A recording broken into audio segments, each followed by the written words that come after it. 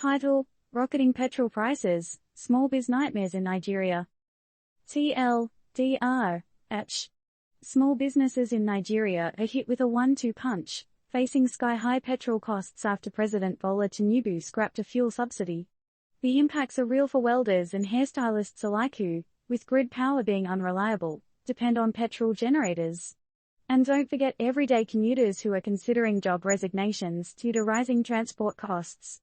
Struggle bus, anyone? Shola Ojo, a Lagos welder, isn't exactly thrilled about the new price tag on petrol.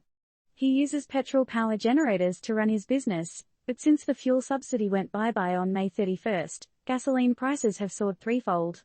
The irony? Nigeria is Africa's largest oil producer.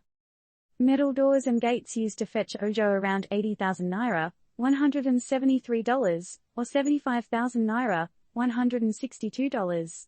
Now, he's forced to charge upwards of 130,000 to 150,000 naira, $280, $324, just to break even.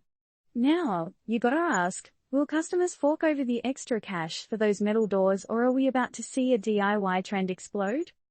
In Abuja, hairstylist Tina Dufan Audra has also had to hike prices by over 30% to cover her own costs. But like a bad hair day, clients aren't loving the new prices.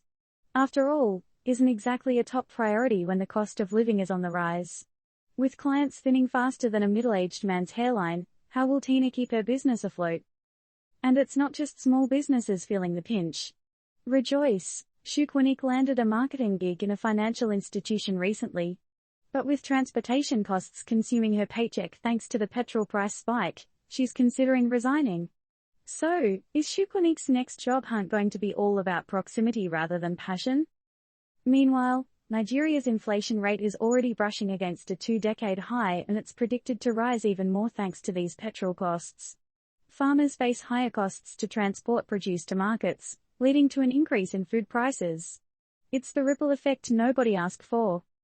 Naturally, the subsidy removal has labor unions in an uproar, but an indefinite strike was suspended after negotiations with the government. These unions aren't just demanding a chump change raise, they're asking for a 6-fold increase in the monthly minimum wage. So here's the million-dollar question, or should we say, the million-naira question: is the Nigerian government's fiscal health worth this real-life struggle for small businesses, commuters, and everyday Nigerians? How does a nation strike a balance between budgetary reform and people's livelihoods?